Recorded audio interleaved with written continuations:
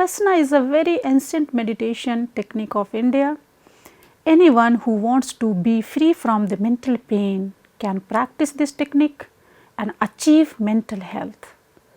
In the Vedic literature before the lifetime of the Buddha, there is abundant praise for this technique, but it is only praise. The India of that time had completely forgotten the practical application of this technique. Sakyamuni Siddhartha Gautama rediscovered this technique by exerting much effort.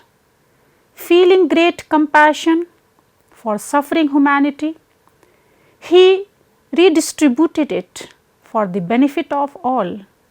Unfortunately, after only a few centuries, India forgot this historical Buddha and once again lost the beneficial technique because of its past had been very prosperous and the world had saluted it in the form of a Vishwaguru.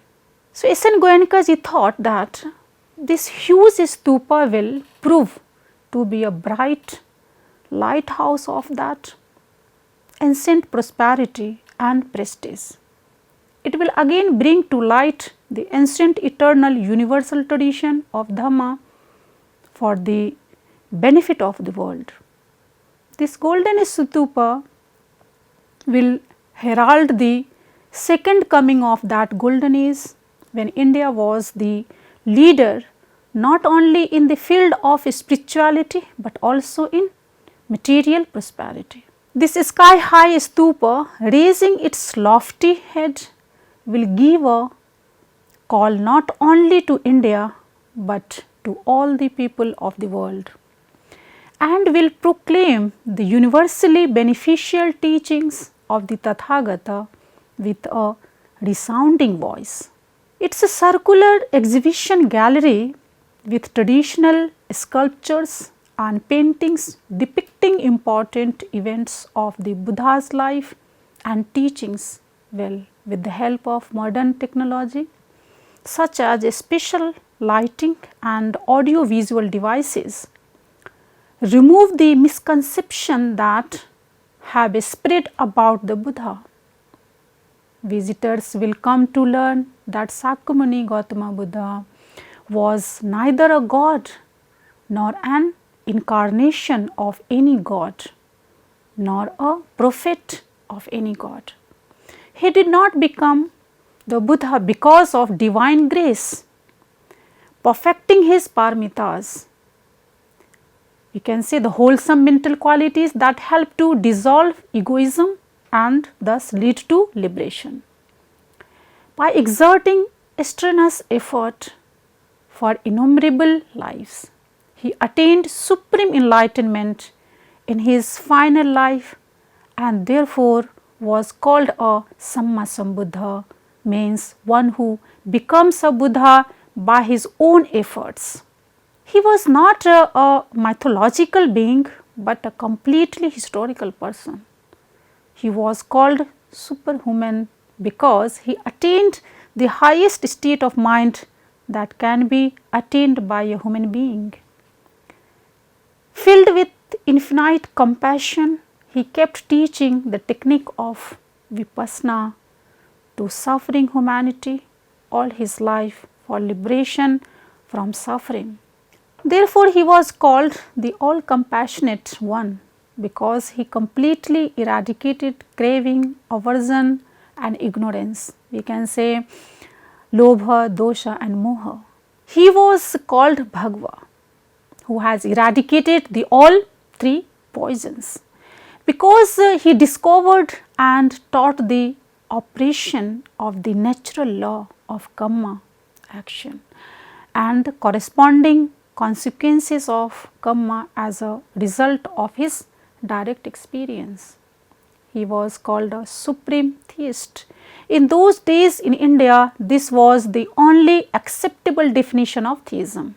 If the true nature of the historical superhuman Buddha comes to light, the misconceptions about the Buddha in India will be removed and the importance of human effort and valor will be established in place of blind belief in divine miracles.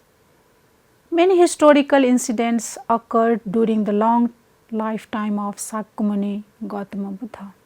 However, the number of exhibitions rooms in this hall will be limited. So, even though it will not be possible to exhibit all these incidents, whatever is exhibited will prove that the Buddha did not establish any religious sect. He never had any intention of converting anyone and confining them within the bounds of an organized religious sect. With infinite compassion towards all, he taught the pure Dhamma with only one objective, Bahujan Hitaya Bahujan Sukhaya. That means for the good of many, for the happiness of many, and not for the good of any one person or religious sect. Those whom he taught the Dhamma thoroughly and sent to teach to others were sent only after he inspired them with the noble sentiments of Bahujan Hitaya Bahujan Sukhaya Lok Anukampaya. For the good of many, for the happiness of many, out of compassion for the world. Instead of establishing a religious sect, he re-established the ancient true eternal Dhamma in its pristine purity. Glimpses of some inspiring historical incidents related to the innumerable people who became fearless, free from animosity, and attained the state of complete liberation from the cycle of existence during his lifetime are also displayed. Now we see what was the idea and beginning plan of the construction of the global pagoda. To build this structure, earlier it was thought to use reinforced cement concrete, but to make it last for many more years to come, architect Chandubhai Sompura suggested to use the interlocking principle. Groups cut in the stones make them fit and interlock in both directions, vertically and horizontally. The small north pagoda was built first, so experiment and learn lessons for construction of main pagoda. The construction is done using lime mortar. Now we see architectural elements of the global pagoda. Usually the pagodas are solid, but with the use of modern techniques of architecture, a vast meditation hall was built, at the center of which these relics were enshrined so that thousands of meditators can sit around them, meditating together and benefit from their Dhamma vibrations. Groups cut in the stones make them fit and interlock in both directions, vertically and horizontally. The pagoda is built in Burmese architectural style because the techniques of Vipassana was obtained from Myanmar after being lost for 2000 years. Thousands of years back, when these countries received these techniques, they built stupas in Indian style to express gratitude to India. Now that we are receiving it from Burma, it was India's time to express gratitude in this way. So, a mark of this replica of this pagoda is kept at Yangon, which we can Rangoon as well. To add more meaning to this gratitude, this exterior of this pagoda is a replica of a sweat gown Pagoda of Yangon. So, in this pagoda, the main dome, the pagoda are traditionally not hollow, but the global Vipassana pagoda has a functional purpose. It not only houses of relics of the Buddha, but also provides a large meditation hall where thousands of people can meditate together. It effectively combines a Chaitya meditation hall with a stupa, also known as Dhatu Garbha, which means a place that bodily relics of the Buddha are kept. The idea of a hollow pagoda that can be used for meditation was first seen in the pagoda at Yangon Vipassana Meditation Center, built by Sayagi Ubakhin. This concept was borrowed and further expanded by Goenkaji, which resulted in this great monuments that combines great artistic splendor with functionality. So, in this pagoda, we see the Buddha's sacred relics. Most important thing about Vipassana pagoda is that the sacred relics of physical body of Buddha are enshrined within it. Before the World War, the archaeology department of imperialistic British government found relics of the Buddha in the ruins of an ancient stupa in India. They took them to London and placed them in a museum.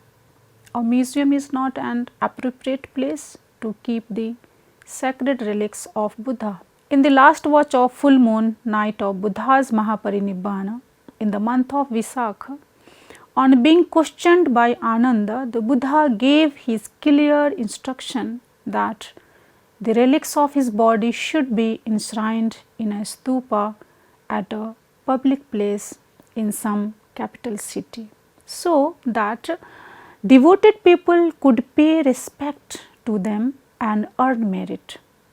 Those who were meditators were instructed to meditate. On an earlier occasion also, Buddha had explained in clear words that true worship of Tathagata is to sit cross-legged with a straight back and steadfastly practice Vipassana meditation. Thus, it was clear that a museum was not a suitable place for exhibition of these relics. These relics were returned to India after World War II. Mahabodhi Society and government of Sri Lanka gave a portion of these relics for enshrinement in the pagoda, which was done in 2006. And in the pagoda, a golden wheel of Dhamma marks the center of roof of dome. Above this, in second dome, the corporeal remains of Buddha have been enshrined. The relics at this pagoda were originally found from Bhattuporolu Stupa of Andhra Pradesh.